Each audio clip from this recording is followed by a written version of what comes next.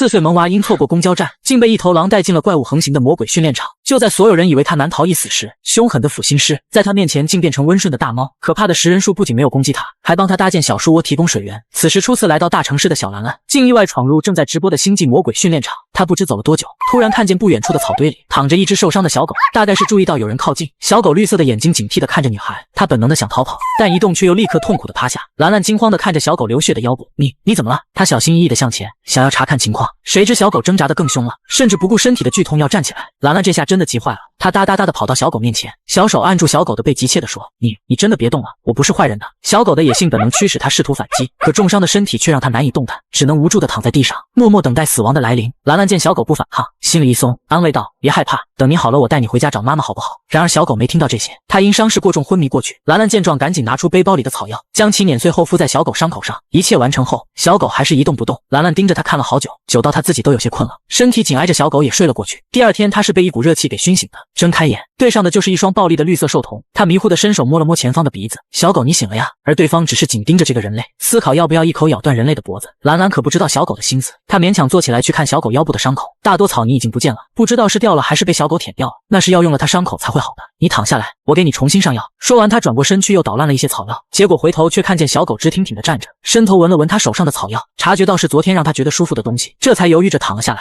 兰兰将伤口处原本的草泥弄掉，然后仔细地盖上了新药。你至少要休息半天才可以走，放心吧，我不会丢下你不管的。敷好了药，她又打开自己的小背包，从里面拿出一瓶蜜瓜味的营养液。妈妈怕兰兰背不动，只放了5瓶兰兰最喜欢吃的营养液。兰兰分你1瓶。说完她打开营养液的瓶口，将充满蜜瓜味的粘稠液体倒到自己手上，然后递到小狗跟前。风赤郎只闻了一下，就马上舔女孩的手心，液体中的能量正是她需要的。2瓶营养液吃完后，将剩下的瓶放好，我们再睡一会吧，等你伤口再好一些，我们就可以上路去找你的妈妈。察觉到这个人类没有半点攻击架势，风赤郎终于松下了背毛。一直紧绷神经的他其实也很累，最终闭上了眼睛，沉沉睡去。再醒来时已经是中午了，确定小狗的伤口已经结痂后，他起身指挥小狗找自己妈妈的方向。风赤郎闻言，慢慢的往前走着，他们走了很久很久，直到兰兰有些走不动了，前面的小狗突然叫了一声，兰兰抬头就看见不远处有一道围栏，一人一狼很快靠近了围栏，然后从围栏右下角的一个巨大破网钻了进去，随后进入了更加茂密的森林。此时森林更深处的位置，帝国元帅长子叶灵少校因为严重的创伤倒在了茂密的食人林外，甚至已经有食人藤蔓扎穿他的肩膀。参赛者都签过生死契，除非主动退赛，否则主办方无法营救。所有人觉得叶灵少校这次肯定会死，就连元帅夫妇都哭着准备办后事。突然一道轻柔软糯的女声从直播传出，咦，小狗你看那里是有人吗？所有人都被这声音惊到了，只见茂密的丛林中，一个只有3、4岁大的女孩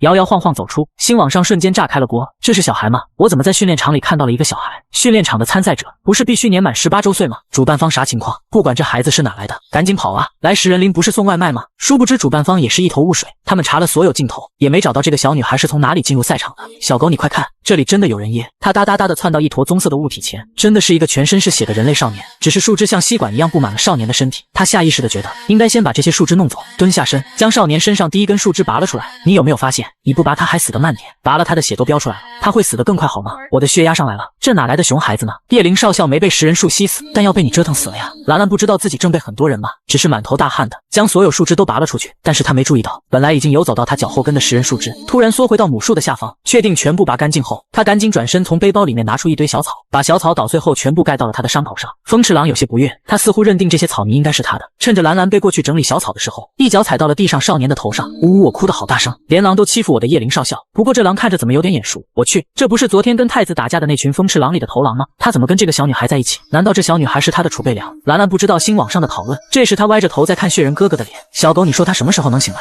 风赤狼听不懂这个人类的话，只是游走在小女孩的周围，警惕地瞪着周围的树枝。兰兰扭头看着转圈圈的小狗，你过来坐下吗？走了这么远，你不累吗？风赤狼被小女孩扒拉住了，忍着不悦挪到了小女孩跟前，周围都是危险，他坐不下来，高高的站着盯着周遭。兰兰这时从自己的背包里拿出一管营养液，风赤狼当即眼前一亮，搭在屁股后面的大尾巴没忍住摇了一下，他打开营养液的盖子，将营养液倒在手里，像之前一样喂给小狗吃。风赤狼立刻凶狠地舔舐小女孩的手心，喂完小狗后，他挪到血人哥哥身边，一手将瓶口对准血人哥哥的嘴。风赤狼一看食物还要分出去，当即伸头要叼走营养液，兰兰没办法，干脆撅起屁股背过身，趁机把营养液喂进受伤的大哥哥嘴里。风赤狼绕到另一边的时候，兰兰已经喂完了，把血人哥哥放下后，他将最后一节营养液喝进了自己的肚子，包里只剩最后1瓶营养液了，最多撑到晚上我们就要饿肚子。随后扭头看向地上昏睡不醒的血人，这个大哥哥还没醒，我们也不能走。叹息半晌后，兰兰只能卷起袖子起来干活。他盯着这棵超大的食人树看了好久，终于找到了一个较矮的地方，撅着屁股开始往内爬。他在干什么？这不是送上门的肉吗？他是生怕食人树饿着是吧？好了，这下全完了。我本来还想着他真能救下叶灵少校，果然是我想多了。而这时，兰兰已经爬上了食人树的第一根矮枝。风赤狼在下面低吼半晌，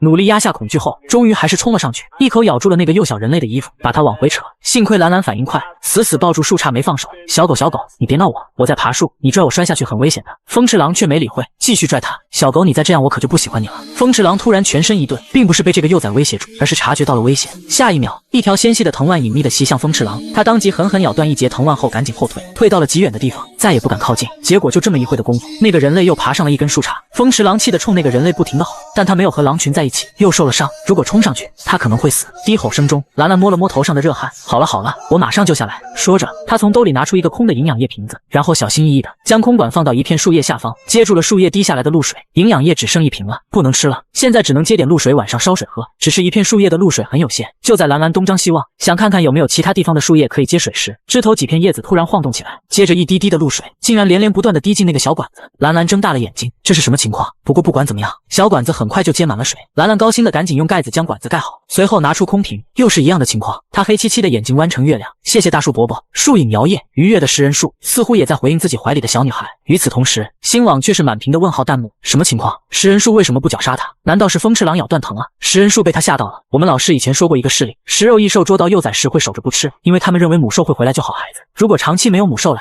才会把幼崽吃掉。那继续看吧，看看到底是哪种情况。此时兰兰撅着屁股慢慢的爬下树来，风赤狼见状立刻窜过去咬住他的后领，把人带到离食人树较远的地方。兰兰整个人都还是懵的，呆呆的看着正在舔他头发的小狗。臭小狗，你都没有刷过牙的。他屁滚尿流的爬起来，离小狗几步远了，这才用衣袖擦掉脸上的口水。你干嘛了？风赤狼朝他走过去，用鼻子顶了顶小姑娘的下巴。兰兰又心软了，你是不是看到我爬树，以为我会有危险？我没事的，大树伯伯会照顾我的。我接了一些露水，你要喝水吗？风赤狼闻了闻，立刻舔光了那些水。他其实早就口渴了。喂了水后，兰兰又继续在周围找东西。他捡回了好几片超大的芭蕉叶，用芭蕉叶给自己做了一个窝，他和小狗可以一起睡。随后又去检查了血人哥哥的伤势，一直到下午的时候，他找了一个阳光猛烈的地方，拿出一个空的营养液管子，把玻璃管子对准天上的太阳，又在管子下面放了一些枯草。我去，他知道自己在干什么吗？他真的要在食人林生活？死了死了死了！茂密森林又要暴动了，有10几名参赛者，可都在森林附近。这死孩子根本不是参赛者，一个外来人却要害死现在的参赛者。主办方，你快管管吧！火星已经出来了，完了，你们看，后面的食人树藤已经在抽动了。当火苗真正冒出来的一瞬间，几乎爆炸的星际网民们却又立刻停滞了下来，每一双眼睛都死死地盯着直播屏幕中的画面。当细弱的火焰逐渐升腾后，沉静的食人林在这一刻仿佛活了过来，树枝藤蔓发出悉悉索索的声音。风赤狼对着整片树林低吼龇牙，他似乎很害怕这些活动的植物。火堆中的火势被小女孩又燃高了一截，霎时间无数鸟从树枝中飞出来，叽叽喳喳的尖叫，仿佛一场来自大自然的咆哮。风赤狼全身已经紧绷到了极点，战斗马上就要拉响了。已有小鸟叶，轻柔软糯的女声惊喜的从下方传来，几乎是在小女孩回头的一刹那，滑动的树枝藤蔓猛地静下来，狂暴的食人树变得温柔和煦。洛洛撑着小膝盖从地上站起来，上前摸了摸小狗的毛脑袋，小狗你看，那里有小鸟叶。突然他觉得手感不对，小狗怎么龇牙咧嘴的？随后蹲下，跟小狗一起看着前方的一根藤蔓，他抓起那个藤蔓，能够将成年人瞬间搅成血泥的食人藤，此时柔软的搭在小女孩的手心，安分的像是马路边一株最普通的绿化藤。兰兰看看藤蔓，又看看警惕的小狗，然后扑哧一声，你是不是以为这是蛇呀？不要害怕，这就是一根藤蔓而已，你看它不会动的。说着他将藤蔓丢下，又摸了摸小狗紧绷的背毛，没有妈妈在身边的小动物是会比较胆小的，没关系，兰兰保护你。说着正想再揉揉它的毛耳朵，却突然听到什么细弱的声音，扭头往右边看去，就看到那头血人哥哥忽然动了一下，呀，他醒了，那个大哥哥醒了。兰兰哒哒哒的跑过去，大哥哥你还好吗？血人干涸的喉咙发不出半点声音，只艰难的动着嘴唇，要不你先喝点水。他掏出水管，小心翼翼的把水喂到少年嘴里，有了液体的滋润，少年苍白的嘴唇终于抿了一下，然后他连紧的双眸缓缓睁开，结果一眼就看见面前的小孩。训练场上不可能出现这么小的孩子，难道是父亲用全力救了自己吗？要是真的这样，别人只会觉得叶家走后门，失去明星的家族一定会被政敌攻击。巨大的愤怒与煎熬充斥了少年的胸膛，叶灵眼眶渐渐变红。大哥哥你很难受吗？见男人居然哭了，他有些心疼的从背包里拿出最后一瓶营养液，吃这个吧，吃了会好一点的。这可是小女孩最后的棺材本了。被女孩喂下营养液的瞬间，叶灵感觉到自己麻木的肢体好像有了一些生机，她失焦的双目这才看向眼前的小女孩，而对方喂完她一瓶营养液后，将剩下的一丁点营养液倒在了手心，接着一头巨大的风赤狼不悦地走了过来，乖乖地舔舐着小女孩手心的液体。这是莫尔辛的陆地霸主变异风赤狼，他现在到底在哪？除了致命训练场和莫尔辛，应该没有第三个地方，还有风赤狼的存在才对。无数问题充斥脑海，他终于冷静下来，转头观察周围，结果下一刻他的瞳孔瞬间增大，这里是食人林，他还在致命训练场里。叶灵转头看向身边的小女孩，你是谁？我是兰来呀。大哥哥，你背后有2个血洞，我上不到药，你现在醒了翻个身吧，我帮你把背后的药上了。说完，兰兰又开始准备绿乎乎的草子。俊逸的少年突然沉默了下来，你在干什么？做药啊，我做好了药，大哥哥你就可以翻身了。少年更加沉默了。所有人都知道，药需要化学提取的，这些草肯定不能直接用的。犹豫许久，他终于开口，这是什么药？小女孩扬起脑袋，笑得像个天使。我不知道呀，有人告诉兰兰，这种小草可以疗伤，涂在伤口上，伤口就不会流血了。说完，他乖巧地捧起草泥放到大哥哥的眼前。叶灵能嗅到一股庞大的止血剂气味，所以这坨草泥是止血草。但什么止血草会有这么充沛的药量？居然有一瓶高级止血剂所含的药量。这味药你在哪里采的？来的路上采的，看到就采。叶灵盯着小女孩的脸，再次细细打量，似乎想从女孩的语气中判断她说的是真是假。寂静的氛围在一大一小中间流淌，可能是现在安静了，导致周围的其他声响都被放大。细微的噼啪声从身后传来，但那个声音很奇怪，不像昆虫蠕动的声音。她忍着身体的剧痛，慢慢的侧到了一边，然后她的瞳孔骤然一缩。小女孩只是在野外生火取暖，竟遭到直播间弹幕大军群攻，就连刚被她救醒的大哥哥也慌乱的指着火堆让她灭火。只因在食人林里，一点火星就可以让植物暴躁，绞杀周围所有生命。而此时，兰兰不知道这个大哥哥怎么了。大哥哥，你冷静一点，别乱动，又流血了。我去灭火，你别动了。大哥哥说着，他连忙跑过去，用树叶将火堆碾灭。等到火堆只剩一串黑烟了，满脸苍白的少年才终于倒回地上，长舒了口气。见兰兰小心翼翼地走回来，他这才开口解释，这里是食人林，不能生火，不然食人树会爆。动字还没说出口，他倏地浑身一震，看向自己头顶上方那硕大的食人母树，怎么可能？那个火堆应该燃烧了不短的时间了，但食人树为什么这么平静？兰兰看大哥哥不说话，有些忐忑。大哥哥还要帮你上药吗？叶灵这才回过神来，他看着那些草泥，只觉得一股疲惫涌上心头，最终化作一句麻烦了。夜晚寒风呼啸，这是叶灵第3次被冷醒了。能保温的战斗服在被食人树洞穿后已经破了，现在穿着破衣服睡在厚厚的芭蕉叶上，叶子冰凉，加上要顾及伤口，不能压得太深，只能说这叶子一点御风的作用都没有。少年叹了口气，看着不远处，小女孩靠着风赤狼睡得正香，3个人的世界只有他一个人在负重前行啊。第二天一早，兰兰醒来便看到少年双眼通红，眼圈乌黑。大哥哥你又哭了吗？昨晚睡得不好而已。兰兰，麻烦你替我挪个位置吧。闻言，兰兰把他拖到有太阳照到的地方，感受到阳光温暖的照拂。叶灵冷了一晚上的手脚，总算有了点解冻的趋势。见状，兰兰站起身来，背起自己的小背包。那大哥哥，你再睡一会。兰兰去找吃的。叶灵听着有些难为情，自己居然还要靠一个小孩找吃的要。想着他说出最近的一个木屋物资点，屋里可能会有食物和水。不过如果你看到小木屋附近有其他人，必须立刻走，千万不能让人发现，明白吗？兰兰震惊的张大眼睛，随便进别人家拿东西的都是小偷，兰兰才不会偷东西呢。叶灵只能耐心解释，那是物资点，不是偷东西，里面的东西本来就是选手各凭本事拿的。兰兰没听过物资点这个词，但她还是拍了拍自己的小背包。爸爸妈妈们给兰兰准备了很多钱，兰兰可以跟小木屋的主人买食物和水。叶灵无奈了，这丫头看来是一点没听明白。那这样，如果屋里没有人，你就把钱留下，把屋里的那个物资包拿走，但如果屋里有人，你就立刻离开，懂了吗？兰兰理解了一下，然后重重点头，随后带着小狗狗往着树林的东面走去了。而叶灵仰躺在温暖的晨光中，终于能闭上眼睛补眠了，太心疼了。叶灵少校终于可以好好休息一下，跑了几天，身上的伤一天比一天重，叶灵少校真的太不容易了。是啊，现在终于安心躺下了，估计再有几天，不对，叶灵少校小心。只见刚刚还悠然静谧的小树林，突然飞舞起无数的藤蔓，被所有人下意识忽略的食人树，在此刻发难。叶灵几乎是在一瞬间就睁开了双眼，可重伤的身体根本无法站立，不到1秒，所有藤蔓齐齐冲向少年。就在身体即将被贯穿的一刻，突然所有树枝毫无征兆地停下了。叶灵只感觉此刻心脏都快跳出来了，他缓缓低头往下看，只见藤蔓在他伤口处晃来晃去，小心翼翼地挑弄他身上治伤的草泥。食人树为什么不攻击，却围着那些草泥转？不对，我好像懂了，食人树不攻击那个小女孩是确定的，而这些草泥是那个小女孩弄的，上面肯定有她的气味。食人树估计察觉到熟悉的气味，所以停止了。那么是不是说只要这些草泥在，叶灵少校就能保证安全？草泥上能沾多少气味？要是气味散了，叶灵少校不还是危险？只能盼着那个小女孩赶紧回来了。朋友们，我看到兰兰了，她在娜娜公主的直播间。与此同时，森林深处的狮群里，一名少女正狼狈地被腐心狮围攻。一只母狮这时突然向上一窜，锋利的牙齿一口咬向了少女的胳膊。号称能抵挡住 S 级机甲1击的战斗服，居然直接被撕开一道巨大的口子。紧接着又是2头狮子往树上跃来。娜娜脸色一白，果然这个试炼对自己来说太难了。想着她的手指已经压在了退出键上，突然一道软糯娇软的童音传来：“那个树上是有一个小姐姐吗？”娜娜手指猛地一顿，错愕地扭头朝着声音的来源处看去，然后她的瞳孔顿时18级地震。一个没穿任何防护服的小孩怎么会在这？腐心狮群显然也注意到了这一人一狼，原本包围着大树的狮群开始活动起来。娜娜急得满头大汗，问小孩：“你哪来的呀？你没看到这里有腐心狮吗？”她本来都要退赛逃命了，可现在她总不能丢下小孩不管吧？想着，娜娜直接从10几米高的大树上一跃而下，而几乎就在她下落的同时，早已等候多时的雄狮顿时扑了上去。娜娜见状躲开了雄狮袭击，下一秒她从皮靴里拔出冲锋刃，一刀杀向一头母狮的脖子。可惜腐心狮的反应能力也丝毫不弱，母狮在这一瞬间一口咬住了她的手腕。娜娜疼得惨叫一声，雄狮从另一侧扑来，瞬间将少女重重扑倒。我就知道我打不过腐心狮，早知道不下来了。她努力的去按自己光脑的退出，可现在的情况，她根本没法动弹。娜娜简直要崩溃了。自己就不该想着去救别人。不管是谁，赶紧来救救我吧！不要咬这个姐姐，放开这个姐姐！稚嫩的童音焦急地响起。娜娜瞥见后面的小女孩，顿时人都麻了。她为了她都付出生命的代价，这倒霉孩子怎么还没跑，而且还像小炮弹似的冲过来，一把拽住雄狮的长尾巴。大猫猫，你不要欺负女孩子！雄狮尾巴被拽，当即愤怒地扭过头，对着小女孩厉声咆哮。兰兰被吼得直接闭上眼睛，直到吼声结束，她才委屈巴巴地睁开双眼，伸出自己的小手，轻轻去摸大猫猫的背毛。你不要这么凶嘛！那边的3头母狮与风赤狼成对立状，一时没法过来，咬住奈娜手骨的母狮狠狠地盯着这个小女孩，雄狮也紧盯这个人类，它可以一口咬断这个弱小人类的脖子。而兰兰只是继续摸着狮子的后背。大猫猫，你们是不是饿了？兰兰可以去买吃的，请你们吃好不好？你们不要吃这个小姐姐了，行不行？她想到了埃菲尔家里的胖猫，很喜欢别人摸她肚子，不过这只大猫太大了不好撸。想着兰兰干脆蹲下来，自己钻到大猫猫的肚子底下去揉肚皮。雄狮没想到这个幼崽会往他肚子下面钻，十分不自在的想往后退，这也让他只能先放开原本被他扑住的人类，随后低头想把那个幼崽从他肚子下面叼出来。但是叼的时候他被这个幼崽推了一下，大身体被迫往地上一坐，这个姿势更方便兰兰撸大猫猫的肚皮了。抚心雄狮觉得很烦，但是又很舒服，他又烦又舒服的挪动2下，最后随着这个小人类开始揉他下巴，雄狮只能把整个身体摊开，朝这个人类露出全部胸膛和脖子。大猫猫，那你不生气吧？兰兰一会就去买吃的给你们，你们先放了这个小姐姐好不好？雄狮喉咙里发出舒服的咕噜声，他听不懂这个人类的话，但是他只觉得舒服的有些困了。摇手的母狮似乎十分疑惑，呆呆地看着那边的自家丈夫。跟风赤狼对峙的3只母狮也频频往他们老公那边看，6头半大小狮子哒哒哒地跑过来，他们围成一圈，冲那个小人类龇牙。兰兰没有手撸其他小猫猫了，想了想，摸出一个营养液空瓶子，往地上一扔，圆柱形的瓶子在地上咕噜噜地滚了起来。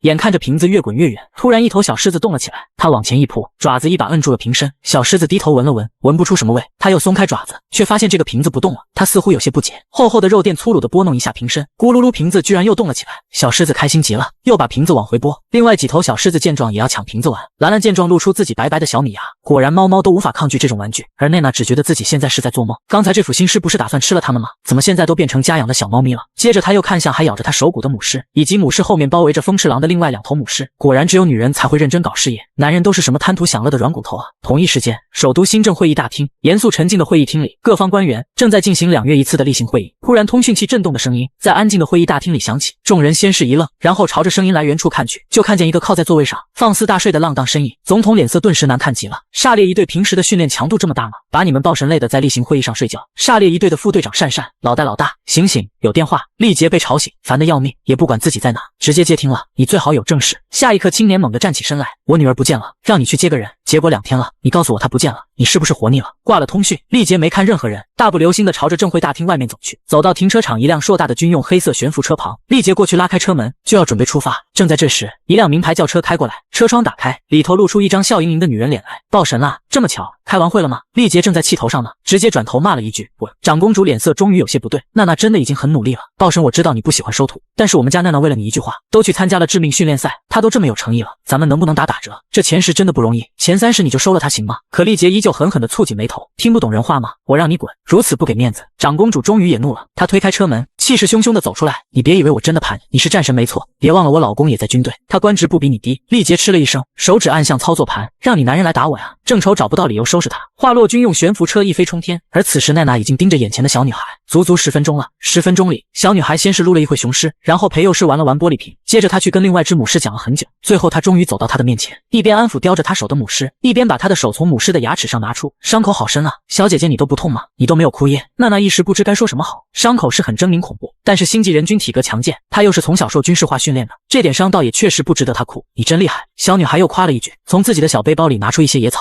熟练的砸碎，然后她居然捧着这些草往娜娜手腕的伤口上涂，冰冰凉凉的触感让她大惊失色。哎，你这是干神！一句话还没说完，那边的雄狮突然站起身来，娜娜当即闭上嘴，僵住身体不敢再动。巨大的狮子走到了2个人类面前，接着哐当一声，突然往小女孩身上一倒。抚心雄狮大身子歪在小女孩身上，歪着歪着就划着小女孩的身体，喉咙里发出咕噜咕噜的声音，脑门在小女孩身上蹭来蹭去。小女孩眼底有掩饰不住的笑意，包好伤口后，她转过身来，2只手捏住大猫猫的耳朵，你是不是饿了呀？那我们现在就去找吃的吧。说完，兰兰爬起身来，背上背包，小姐姐你要跟我们一起去吗？娜娜疯狂摇头拒绝，兰兰也不勉强，那小姐姐你要记得自己还药哦，这些草药路边就有很多。说完，小女孩转身领着一群凶兽走远了。直到这时，娜娜才终于长吐一口气，所以这小女孩是谁啊？居然连辅星师和风赤郎都能驯服。他在原地待了一会，还是想知道那小女孩的身份，最后一咬牙，干脆爬起来尾随。结果就发现对方是往附近的物资点走去。我去，他果然是主办方的人。娜娜哼了一声，对着天空中的隐形摄像头翻了个白眼。你们主办方也太不做人了吧！正常训练已经很难了，你们搞个小女孩进来干什么？又给我们参赛者挖了什么坑？同一时间，首都新建大楼监控室里，丽杰两手压在监控屏幕前方的操作桌上，凌冽地注视着镜头里的每一个画面。半晌后，屏幕被按了暂停。丽杰面色沉沉的看着屏幕中央那个熟悉的小身影，他转过身来，看向身后的小兵周鸿才呢？周老大不敢回首都星，他还在亚星找那位小小姐，他让我先回来跟您禀报。丽杰嗤笑一声，令监控室的温度骤然又降了一大截。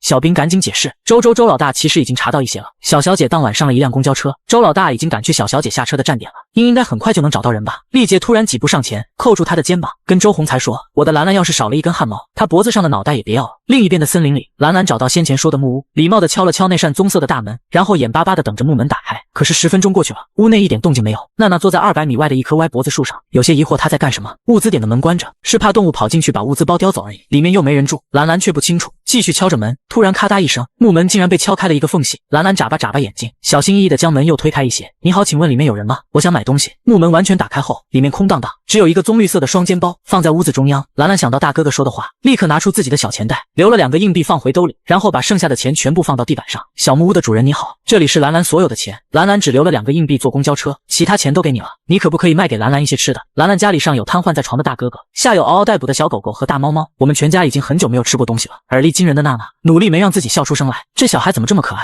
他不是主办方安排进来的吗？不知道物资点的东西谁拿到就归谁吗？直播间也都被萌翻了，这小女孩真的好萌呀，这么认真的拿出了自己的全部家当。我数了数这些钱，至少有2000多，这个物资包里的东西市场价最多值500。兰兰赶紧把钱收回去。兰兰显然不知道这包里的东西值多少钱，她放下钱之后就打开了那个双肩包，里面有20瓶营养液、5瓶矿泉水，还有一个医疗便携包，外加一把锋利无比的小刀。她想了想，觉得这些东西她都需要。迟疑一下，兰兰咬了咬嘴唇，耳尖通红的把攒下的2个硬币也拿了出来。兰兰可不可以把整个包包都拿走？我把所有钱都给小木屋的主人好不好？屋里当然没有人回答她，她却像害怕别人觉得她贪心似的，心虚的抱着双肩包赶紧退出了小木屋。我们有吃的了。她就坐在小木屋前的阶梯上，一口气拿了10瓶营养液出来。风赤郎原本很激动，可上前闻了闻后，绿瞳却瞬间暗淡了下来。这不是他之前吃的那种能量水。兰兰有些奇怪，小狗狗吃啊，你不是很喜欢吃营养液吗？风赤郎最终还是舔舐掉了这些液体，虽然跟之前那种磅礴的能量完全不能比，但他肚子确实饿了，就当填肚子吧。看小狗狗开始舔自己爪子了，他就又打开一瓶，开始喂其他的大猫猫们，最后打开了一瓶营养液，自己猛猛喝了一大口，结果刚一入口差点就吐了，但他知道食物不易，赶紧捂住了自己的嘴，没让自己吐。哈哈哈哈，这是什么表情？难不成营养液过期了？不可能啊，这个牌子的营养液保质期有10年了。我也挺喜欢吃这个牌子的营养液，大牌子口感好，酸味和涩味比其他牌子的都淡。可兰兰却没有勇气吃第2口了，这个营养液真的好难吃啊！可想到自己扁扁的小肚子，一咬牙捏住鼻子，还是一口气干完了。随后将双肩包的拉链拉好，他站起身来，摸了摸辅星雄狮的大脑袋。兰兰不让大猫猫吃小姐姐，但是兰兰用买来的营养液喂饱了大猫猫们，所以大猫猫我们现在打平了，对不对？辅星雄狮困惑地看着小女孩，听不懂小女孩在说什么。兰兰笑了一下，我现在要回去找大哥哥了，大猫猫你们也回家去吧。说完，小女孩背着小背包就这么慢慢地走远了。辅星狮群没有追上她，直到小女孩的身影彻底消失，他们才站起身来，朝着后面娜娜所在的那棵树走去。娜娜吓得赶紧跳下树，亡了命的跑。你们都吃了营养液了，怎么还来追我？不是说扯平了吗？别追我呀！而此时叶灵觉得自己已经快疯了，这几个小时她几乎度秒如年，随着草泥的气味逐渐开始减淡，树枝与藤蔓已经爬满了她的身体。她闭上眼睛，想尽量的留存体力，但她还是感觉到体内的生机正在逐渐流失，这回是不是真的彻底没希望了？突然，女孩哼歌的声音从远方零零碎碎的传来，叶灵觉得自己的头很重，听到了那清脆的歌声，还以为是幻觉，可随着歌声越来越近，好像真的是兰兰回来了。一瞬间，她的大脑开始恢复清明，那些刚才以玩弄她生命取乐的食人树藤，不到1秒，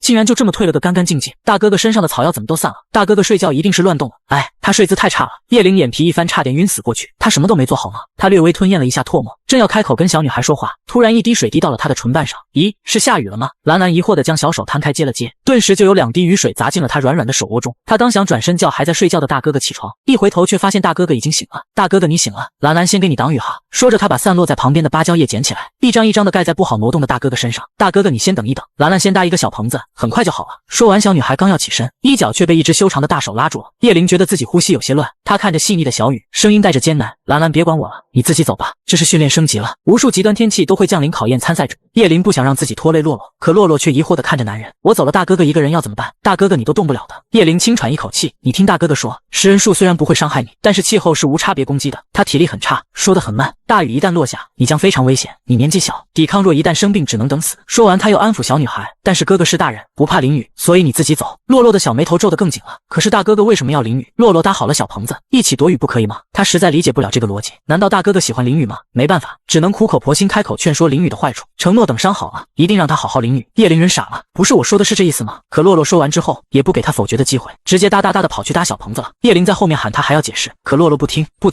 嘿咻嘿咻的爬到食人树的枝干上，伸手去拽一根布满尖刺的绿色藤蔓，那就是之前要杀了叶琳的藤蔓。刚想开口让洛洛小心，就见他轻松的将藤蔓扯过来，其他太高的拿不到，就果断跳下来，在地上捡掉下的藤蔓，随后交叉着把芭蕉叶和树藤编在一起后，很快就出现了一个展开的绿色平面。洛洛把所有行李都塞到了棚子下面，然后跑过去拽大哥哥。叶琳心情复杂极了，因为她亲眼看到那些藤蔓悄悄地往小女孩脚边游，确保小女孩一回头就能捡起它们。她甚至看到有些藤蔓主动补到棚子顶端去，帮助小女孩把棚子盖得更结实，而自己10几分钟前差点被他们闷死，这待遇也差太大了吧。洛洛检查确定棚子不会漏雨后，又从物资包里拿出一瓶营养液。大哥哥你先吃东西吧。叶琳接过那瓶营养液，又环顾了一圈看似简陋的树藤棚子。洛洛你为什么对我这么好？你甚至都不知道我的名字。洛洛这才像是恍然大悟一般，那大哥哥你叫什么名字呀？可以告诉洛洛吗？叶琳树叶的叶，羽毛的那个琳。洛洛若有所思的点点头。叶琳还以为女孩是在想名字怎么写，结果洛洛当即昂首挺胸。洛洛知道怎么写的，不信洛洛写给大哥哥看。说完，他自信地捡起一根树枝，在地上画了一个圈，随后得意地扬起头。洛洛写的对不对？叶琳一时间不知道说什么，可直播间却炸开了锅。快说对，不说喷你，说不说快说。也不知是不是与弹幕心灵相通了，叶琳垂下眼睑温和地承认了。洛洛顿时开心极了，因为大哥哥说什么羽毛，他没有想明白鳞和羽毛有什么关系。不过好在他还是写对了的。叶琳吃完一瓶营养液后，感觉自己又恢复了一些，随后将目光投向物资包里的医疗袋。洛洛你看看那个袋子里有什么？闻言他把医疗袋的拉链打开，里面有几瓶他不认识的药剂，可叶琳却是眼前一亮，太好了，有2瓶精神恢复剂。洛洛黑色那个，快给我喝。洛洛拿出黑色那瓶药剂，打开喂给了大哥哥喝。喂的过程中他闻到了一些熟悉的气味，他的脑子中快速闪过几种中药的名字，人参、当归、黄芪、阿胶，接着又是一些化学物的名字。咦，什么是化学？洛洛不大的小脑瓜又开始糊涂起来，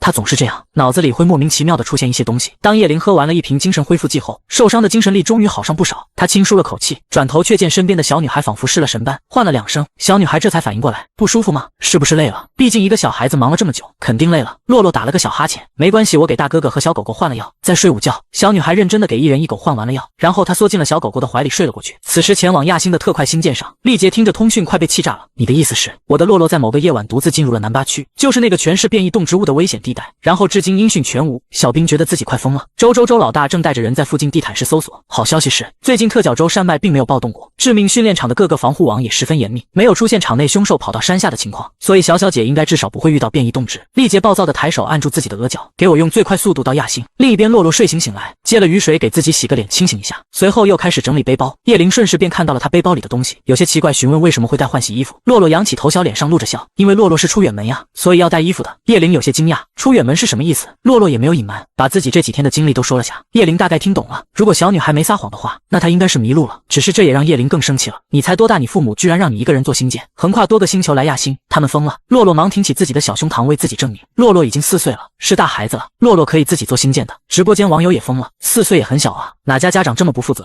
致命训练场进出自如，防护人员出来背锅，归根究底还是怪洛洛那对不靠谱的父母，让4岁的小孩单独出门，这犯法吧？我怀疑这根本就是蓄意遗弃，赶紧找出洛洛的家长，把他们拉去坐牢，绝对不能放过这种人渣父母。叶琳还在跟小女孩说她父母行为的不好，4岁的小豆丁懵懵地听着大哥哥的义愤填膺，似乎是无法与少年的思绪共情。洛洛已经大了，可以一个人做星舰的，而且爸爸妈妈们又不可以离开死亡星。典狱长爸爸说，爸爸妈妈们离开死亡星的话就会死掉。洛洛出门的时候，好多爸爸妈妈都哭了，所以大哥哥为什么要一直说爸爸妈妈们的坏话？洛洛鼓着自己的腮帮子，开始不高兴了，他不想听大哥哥说话了，转过身闷闷地用屁股对着大哥哥。叶琳看小女孩生气了，有些讪讪。虽然外人看来洛洛的父母很不好，但洛洛自己肯定很喜欢自己的父母，叹了口气，只能保证不再说了。洛洛不信任地扭头瞅了大哥哥一眼，见大哥哥好像真的不说了，他这才哼哼唧唧地转回来，再次强调了爸爸妈妈们都很好。外面的大雨还在狂下，这时突然轰隆一声巨响，洛洛听到那巨响愣愣的，扭头看向远处的天空。叶琳以为他是被吓到，洛洛打雷很可怕的，你坐过来哥哥保护你。他眨巴眨巴眼睛，有些不解，打雷为什么很可怕？打雷只是天上的云朵受正负荷碰撞后，空气受热膨胀引发的强烈震动而已，是很正常的自然现象，不可怕呀。噗哈哈哈！洛洛根本不怕打雷，叶灵少校你自作多情了。我看到叶灵少校偷偷张开了手臂，他就是想跟洛洛贴贴。这个诡计多端的男人，洛洛不怕打雷，但是他觉得不对，奇怪不应该往那边劈啊！轰隆又一声雷鸣炸起，与刚才一样，雷势再次落到了茂密森林的东北方。洛洛突然站起身来，一双眼睛瞪得圆溜溜的，难道那边有那个在引雷？不行，劈开那个的话，空气会坏掉的。说着，他径直就冲出了雨棚。本来趴在地上的风赤狼见状忙要跟上，却被跑了一半的洛洛扭头叫住：“小狗狗，你有伤，不要过来！”洛洛马上就回来，整个直播间都炸了。这么大的雨，洛洛要去哪？万一被雷劈了怎么办？我现在倒是不担心这个，毕竟跑过去还要那么久。我担心的是洛洛走了，食人树该不会又……叶灵本来正焦急地冲着小女孩的背影呼喊，突然一滴雨水落到她头上，叶灵一愣，仰起头来，结果就看到食人树雨棚当场罢工。她顾不得其他，手忙脚乱地将洛洛小背包里的衣服都拿出来，将一半衣服搭在自己肩上，另一半衣服搭在风赤狼身上。吝啬的树藤感觉到了熟悉的气息，暂时安定下来。他们又回到了棚顶上，雨棚再次变得坚不可摧。另一边，巨大的黑蟒正于树上游走，7寸的部位还插着一把短剑。它的前方是4个浑身是伤的参赛者，仿佛是为了烘托气氛。天际再次闪过一道惊雷，4人组手上的双刃剑泛着寒光，血里蟒布满利齿的巨口准备攻击。双方即将大打出手的关头，突然之间，稚嫩软糯的童音从几人不远处传来。看到来人，所有人都愣住了。致命训练场里哪来的一个小屁孩？只见洛洛跌跌撞撞地往悬崖上跑，边跑边朝其中名叫雷克的人挥手：“小心！”雷克东张西望一番，在确定小孩居然是在跟自己说话后，他指了指自己的鼻子，满头问号。洛洛有些着急了，他更加大力地挥小手，让对方快走。雷克不明所以，我走去，话没说完，又一道巨雷落下，接着啪的一声，树下的雷克浑身一炸，被雷劈飞了出去。洛洛慌乱地往那遭雷劈的叔叔跑去，只见那叔叔整个人都被劈成了焦黑，嘴巴里还在冒白烟。洛洛蹲下身子，小心翼翼地伸出手指：“别碰他！”洛洛惊了一下，赶紧缩回自己的小手。一个男生一把将懵懂的女孩拉到身后，他身上还有电，你碰他不想活了。洛洛被这个不认识的哥哥保护住了，但他还是很担心。可是这个叔叔在冒烟，领头男生一脸无所谓，冒烟而已，又不是死了，那么好的防护服能死才怪。他们3人和雷克可不是一伙的，这家伙出名的趁火打劫，无恶不作。关注致命训练场的人就没人不知道他。另一边，另外2人正包围着血里蟒，血里蟒现在异常躁动，2人赶紧喊男生许月回来帮忙。许月见状忙对洛洛嘱咐赶紧离开这里，说完转身就朝自己的同伴跑去，摆好架势，正打算先跟同伴一起击杀血里蟒，谁知这时背后突然撞到个什么东西。洛洛没料到前面的哥哥会突然停下，因为惯例一屁股坐在了地上。许月眼睛都瞪圆了：“你跑来干什么？”洛洛小手指着前方狂躁的黑蟒：“我看到了这个，你看到血里蟒还过来？”许月单手将小女孩提溜起来，正要往后扔，却在这时前方的巨蟒突然发难了，粗大的尾巴朝着许月的头颅重重砸去。许月几乎是下意识地抱住怀里的小女孩，但蛇尾仍旧砸中了她的肩膀，砰的一声，整个人倒在地上。2名同伴看许月受伤，立刻加速攻击。血里蟒果然被另外2人缠着，无法再进攻。可其中一个同伴丁爵没有躲过攻击，他胸骨一震，喷出一口血来。许月放开怀里的小女孩，左手捡起武器，正要冲进战局，可洛洛却比他更快冲进去。眼看巨大的蛇口即将吞噬男人，突然一道稚嫩身影冲到了男人面前，女孩瘦弱的双臂义无反顾地张开，双眸直面着与他仅仅只有几寸距离的黑色蟒蛇，那张嘴已经压了下来。洛洛只觉得自己眼前一片黑暗，然后他闻到了蛇类口腔中那种黏腻的腥臭味，是蛇口裹住了他的身体。弹幕还没来得及为小女孩哭喊，下一秒巨蟒的头颅突然往后退了一下，只见娇小倔强的小女孩仍旧站立在那里。巨蟒朝着小女孩生气的嘶吼，他的声音里尽是愤怒与痛苦。洛洛的目光往后一看，看到了小蛇7寸处插着的那半把剑。你很痛是不是？没关系，洛洛帮你。小女孩快步跑到蟒蛇的后方，靠近蟒蛇那致命的伤口。蟒蛇立刻甩动尾巴要逃离，但它一动身上就疼的感觉要死了。不怕不怕，洛洛会轻轻的。小女孩在那巨大的伤口前站立，握住上方的剑柄，用尽力气狠狠一拔，剑拔出来，血喷到半空。巨蟒疼的尾巴重重往地上砸去。洛洛丢开剑，抱住蛇的尾巴，不能乱动，要赶紧包扎才可以。他东张西望的找药，突然站起来，朝着前方的悬崖跑去。悬崖边长了一簇野草，他拔了一把野草，顺手捡了块石头，跑回巨蟒身边就开始忙活。接下来的画面令伤痕累累的3人组更加无法接受，这小女孩居然将野草砸碎，然后往巨蟒的伤口上填。巨蟒不舒服的乱动，时不时就回头冲小女孩大吼，小女孩却全程头都没抬，继续干活。不久之后，巨蟒似乎终于安定了下来，它脑袋贴着地面，身体盘成一个圈，蛇信好几次都舔到了小女孩的手背，而每次被它舔到时，小女孩就会抽空摸一摸蟒蛇滑腻腻的脑门。3人组不理解，但他们大为震惊。等到巨蟒的伤口都填满草药之后，洛洛这才用雨水冲了冲小手，站起身来。巨蟒一见小女孩离开，立刻抬起头，又叫了一声：“你要躺好，不然要毁掉的。”巨蟒听不懂人话，但是他能感知其他生物的情绪。这个人类幼崽好像生气了，有些暴躁的游动身体，又趴回了地上。洛洛又到3人组面前，一边敷药一边解释：“小蛇不是故意要打架的，天上的雷不对劲，他知道他家住的地方会被雷劈到，所以他才从家里逃出来。逃亡中的小蛇是不会主动伤人的。”洛洛说到这里，悄悄看了一眼眼前的3位大哥哥，肯定是有人先打了他，他才会反击的。你们还想打死他？3人组有些尴尬的挠挠头，谁看到突然出现的血里蟒，不吓得立刻动手呢？许月又皱了皱眉：“你能跟蟒蛇交流？不能啊，人和蛇是两种动物，不可以交流的。丁觉捂着胸口，气息有些弱。那你怎么知道他在逃亡？洛洛点了点自己的小鼻尖，我闻到了小蛇的身上有那个的味道，他是刚刚从有那个的地方出来的，所以他肯定是想逃亡。见三人不理解，洛洛又低下头继续给他们包扎。那个有很多名字，其中一个名字很好记，叫做异化病原体，那是一种很坏的矿石，一旦炸开，释放的毒气会消灭附近所有活体生物。死亡星就是因为有一座异化病原体的矿山，某一天那个矿山被惊雷引爆了，接着整个星球都被毒化了，低于3S 等级的生物都无法在上面生存。三人组包括直播间都一脸问号，异化病原体那是什么玩意儿？听都没听说过。却不知此时的元帅府炸开了锅，异化病原体的相关事件属于高级军事机密，虽然不知道一个小女孩怎么知道这个东西，但是一旦出现就是 3S 级的最高事件。叶元帅揉了揉眉心，无论是不是危言耸听必须重视，致电总统请求他下达中枢指令，让主办方联系赛场中的太子前往茂密森林调查，再通知豹神立刻前往亚星。而此时的力杰从星舰中心出来，刚让手下联系周鸿才，结果对方的通讯就先过来了。那个队长周老大说叶元帅发现了什么异化病原体核心点，小兵的话还没说完，他的整个光脑就被队长夺走了。向来随心所欲的豹神声音变得异常冷肃，周鸿才你好好说清楚。通讯那边的周鸿才要吓死了。老带叶元帅说您看了致命训练场就知道，看一个叫做许月的选手直播间。力杰将光脑丢回给小兵，抬起自己的手腕进入了许月的直播间。1秒后他看着直播画面中奔跑的熟悉女孩，阴厉的眸子越睁越大，坚固的牙齿几乎咬得崩碎。周鸿才你给老子滚过来，老子要亲手弄死你。女孩只是在树上挂了块合金符牌，镜下的帝国军队全体出动保护，就连冷硬暴力的星际顶级战神都主动打来电话关心女孩平安，只因合金符牌可以引走雷电，阻止病原体爆炸扩散导致生命灭绝。等到女孩放完牌子从树顶爬下来，许月一把揪住这个小捣蛋鬼，你是不是不要命了？要是摔下来脖子都给你摔断。许月说完抱着小女孩就往山下冲，现在到处都是雷暴，待在高山上随时会有被劈中的风险。洛洛被大哥哥抱在怀里，大大的眼睛却还盯着后面的树林，一道闪电亮起，重重的劈在绑着符牌的大树顶端。洛洛瞬间眼前一亮，成功了，洛洛真的成功了。许月回头看了一眼，脸色大变，他真把雷引过来了，赶紧跑啊！三人几乎是落荒而逃，只有小女孩开心的冲着树林挥舞小手，粉嫩的脸颊上全是兴奋的光。此时元帅府里所有人都是一脸震惊，那个女孩居然真的成功了。正在这时，元帅的光脑突然响了起来，半分钟后他挂了通讯，跟直播的主办方说豹神将会与许月直接视讯通话。下面的官员们全都炸了，视讯肯定不行，那直播间的观众不就都看见了吗？豹神想干什么？那不会真是异化病原体吧？但就算是也不能这么公开啊，会造成骚乱的。叶元帅书弟抬手一掌拍在会议桌上，按照我说的去做。山林里4人找到一个天然山洞避雨，洛洛身上已经湿透了，他一捏自己的头发，捏出了一大把水。许月看着小女孩满脸担心，你这不是防护服会不会生病啊？洛洛扬起自己的小脸，我不容易生病的，那也不能就这么试着。说着许月打开自己的物资包，把自己另一套干净的防护服拿出来，这是他唯一一套换洗衣服了。洛洛捧着那件衣服有些疑惑，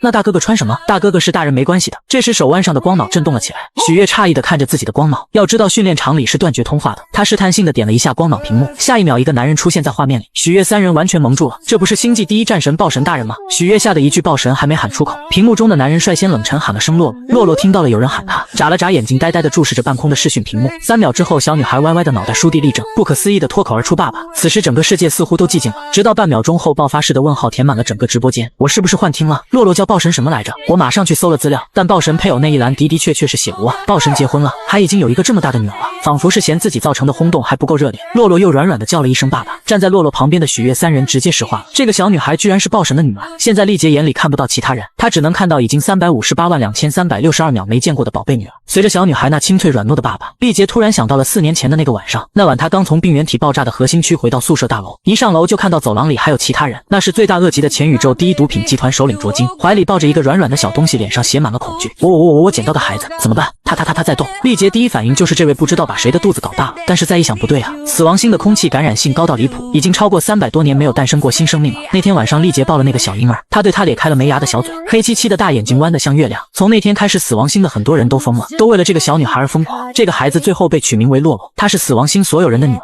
丽杰当时不能在死亡星久留，最后他拖到了洛洛会冲他喊爸爸后才满足的离开。天知道他这3年有多想自己的可爱女儿，又是连着2声爸爸，令丽杰终于回过神来。冷硬暴力的他深深地看着宝贝女儿，半晌才重重应了一声雷。洛洛此时很好奇，你真是爸爸？你为什么还活着呀？瞬间丽杰的脸色比女儿更困惑，我活着，怎么了吗？洛洛尴尬的挠挠小脑袋，可是雅雅妈妈说丽爸爸已经死了呀，骨头都烧成灰了，就埋在花圃左边的草地里。洛洛还每天都去草地跟丽爸爸聊天呢。丽杰人呆住了，直播播间里笑疯了，扑妈妈说爸爸已经死了，懂了，离婚了是吧？哎呦呦，是我最爱看的修罗场了，前排蹲一个父母的爱情孽缘，名字戴雅是吧？这就去搜索跟豹神接触过名字里戴雅的女性。丽杰额间青筋渐渐浮现，说我死了，烧成灰了，还埋了。许悦三人光是在旁边看着已经吓得腿软了，而当事人小女孩却还一脸无辜。雅雅妈妈是这么说的，那爸爸你是又活过来了吗？许悦三人已经气都不敢喘了。小祖宗没看你爸已经想杀人了吗？就在所有人以为脾气很厉的豹神大人要发火时，却见男人缓缓收敛住了通身的煞气，然后僵硬的点了点头，是我活过来了。随后男人努力扬起一个不自然的笑容。洛洛想爸爸了吗？小女孩虽然无法理解人是怎么死了又活过来的，但一听爸爸问立刻大喊想。丽杰不自然的笑容终于自然了一点，有多想？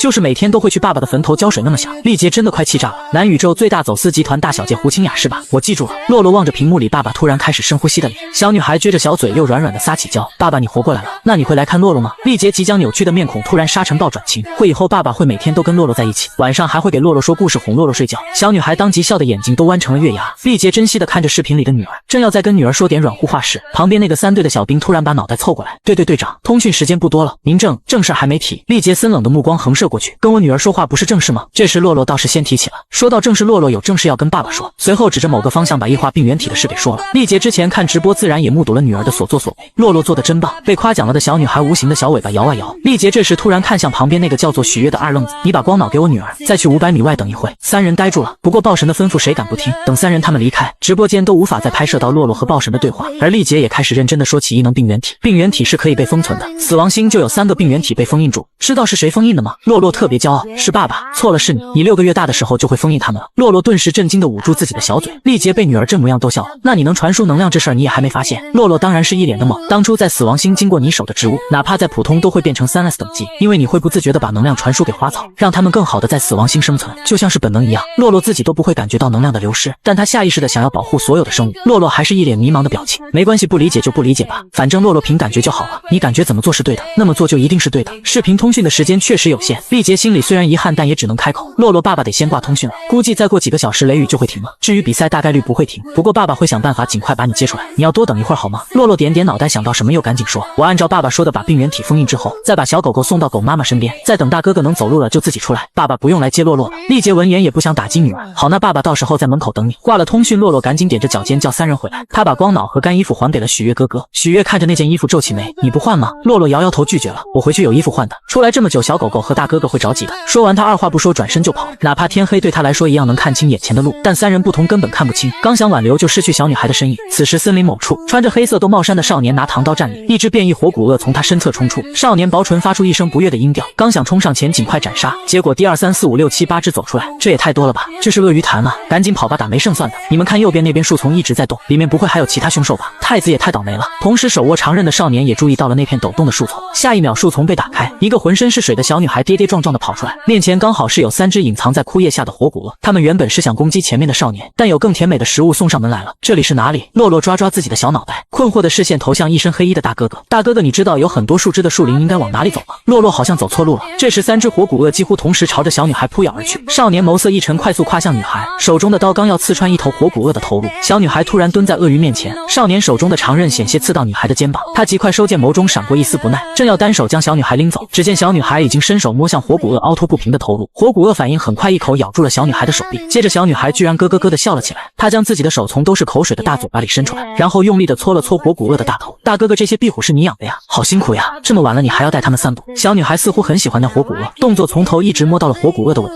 尾巴是变异鳄鱼的弱点。果然她愤怒的扭过头朝着小女孩的面门扑去，旁边的另外2只火骨鳄也纷纷张开狰狞的大嘴。洛洛人小个子小，重心还不稳，啪嗒一下就被3只小壁虎压得一屁股坐到了地上，接着就感觉舌头在舔他的脸，他顿时手忙脚乱的挣扎。大哥哥，你快拉住他们，他们没有刷牙，没有刷牙呀！黑衣少年沉静的站在一旁却没有动，其他火骨鳄也磨蹭的往小女孩那边爬，只是大概因为现场还有个敌人，他们爬2步就要往右边看去一眼。黑衣少年自然知道火骨鳄是在看他，他仿佛实验般收起手中的长刀，就见那些火骨鳄们突然齐齐朝着一个方向涌去，小女孩顿时哀嚎不已，不要舔洛洛脸啊，不要咬洛洛衣服呀！果然没有咬他。这是为什么？黑衣少年幽暗的眸子越发深邃，几秒后，小女孩被叼着一脚往河底里拽了。黑衣少年这才踢翻一只活捕鳄，单手拎起小女孩进入了茂密森林内部。洛洛不知道发生了什么事，等到被放下来丢到地上时，小女孩整个脑袋都被晃成了浆糊。她晕头转向的抱住自己的头，好一会才懵懂的看向眼前的少年。名字？少年这时突然出声。洛洛愣了好半晌，才反应过来，好像是在问他：我叫洛洛，大哥哥你叫什么名？身份？少年冰冷的音调打断了小女孩热情的反问。洛洛抓抓小脸，像是无法理解这个问题自己要怎么回答。少年一瞬不瞬盯着小女孩的眼睛，直到确定小女孩不会回答第二个问题，他才抿着唇瓣问：你想做什么？这题洛洛会了，他立刻挺直自己的脖子。洛洛想回去找小狗狗和大哥哥，不过洛洛迷路了。大哥哥，你知道有很多藤蔓的大树林应该往哪边走吗？黑衣少年的眉头再次皱紧了一些，这是装傻吗？沉吟片刻，正打算再问出第四个问题，却在这时天边一道惊雷闪过，他倏地一顿朝着雷鸣的方向看去，想到自己之前收到的内部连线，啧了一声，少年站起身来，径直朝着闪雷的方向走去。大哥哥，你要去哪儿？少年没有回答，只是临走之前又瞥了小女孩一眼。洛洛无奈的从地上爬起来，大哥哥，你倒是告诉洛洛路了再走啊。思索片刻，他突然一把抱住路边一棵大树。代树伯伯，你知道那个藤蔓和树枝很多的大树伯伯他住在哪里吗？这时天上突然刮来一阵风，一片潮湿的树叶从半空飘落下来，树叶尖尖的位置对准了某个方位。洛洛笑得见牙不见眼，谢谢大树伯伯，大树伯伯你最好了。另一边叶灵觉得自己已经快撑不下去了，他已经把洛洛的衣服和背包抱在怀里一整天了，但是食人树好像还是有点不相信他了。头顶上的雨棚虽然没有散，但是雨棚外面的树藤却是越围越多，每次他们靠近时，叶灵都会故意把洛洛的衣服递出去，这些树藤察觉到洛洛的气息会停滞下来，但是不会持续多久，他们又会前进一分。叶灵面露苦笑，又看向旁边焦躁的风赤狼，因为洛洛不给他跟去都快疯了，现在全靠刨地发泄情绪，挖出来的坑正好埋下自己和他。就在这时，熟悉的女声突然从远处传来，叶灵猛地坐起来朝着雨幕中看去，等到洛洛的身影出现，他终于露出笑容，身边风赤狼瞬间已经闪电般的窜了出去，随即就看到附近的树藤也猛地光速退散，不到2秒现场变得一干二净。20分钟后，洛洛终于说完自己一天的经历，少年吐了口气，其他的也就算了，你怎么跟你爸爸聊天的？打通讯啊，用的其中一个哥哥的光脑连的通讯。叶灵觉得头有些疼，他将自己的左手伸到小女孩跟前，训练场的光脑无法与外界联系，看着大哥哥手上的光脑，的确跟许悦哥哥的光脑长得一模一样，可是洛洛说的都是真的。看小女孩有些委屈的样子，他揉揉小女孩的发顶，只能应下，好是真的，哥哥相信你。那你明天还要出去吗？明天洛洛要去封印异化病原体。叶灵皱起眉来，作为第一元帅的儿子，他可从来没听说过这个。随后叶灵摇了摇头，可能只是一些小孩子的英雄小游戏吧。不过如果洛洛又离开，那食人树岂不是又要？想着他提议明天换个地方养伤。洛洛整理小草的小手一顿，可是大哥哥不能走路啊。叶灵按了按自己的双腿，用拐杖可以慢慢走，这里毕竟不方便。洛洛有些疑惑的看看周围，他其实觉得这里挺方便的，有干净的水源喝，还有坚固的雨棚。去那个小木屋吧，你拿物资包的那个小木屋，可是那是别人的房子呀。叶灵本想说那是官方的房子，谁用都可以，但想到小女孩是个较真的性子，哥哥其实认识那个房子的主人，他会愿意借房子给我们暂住。洛洛思索了一下，觉得也可以，便嘟哝一句答应下来。明天早上6点钟停雨，6点半去小木屋，然后7点洛洛就可以去封印异化病原体了。叶灵看着小女孩嘟嘟哝哝的样子，又瞥了一眼外面的雨幕，第一场气候训练至少也要下个3-4天的雨，小姑娘还是太天真了。第二天早上6点，叶灵看着晴朗的天空陷入了沉默。6点16分，一大一小一郎正式出发。小木屋这边并没有人，洛洛推开房门，居然看到他之前用来买大背包的钱。小女孩转头有些失落的叹气，这个木屋的主人一直没有回来过，本来他还想着可以让哥哥的朋友照顾他呢。叶灵却满意的点点头，那我们就先住下吧，反正屋子的主人是我的朋友，他回来见到我也会很开心的。洛洛纠结的盯着这个小木屋，他还是觉得没有主人允许就住进来不好。见状，叶灵及时开口转移话题，你不是还要去封印什么东西吗？果然小女孩轻松的被分散了注意力，对，洛洛要去封印异化病原体，异化病原体要越早封印越好，那你现在去吧，早去早回，这么重要的事可不能耽误啊，关乎那么多人的生命呢。洛洛顿时觉得自己肩上的担子更重了。好，那洛洛现在去吧，又叮嘱小狗狗在家里和大哥哥一起养伤，然后他背着小背包往森林跑去，殊不知有一个巨大的危险正等着他。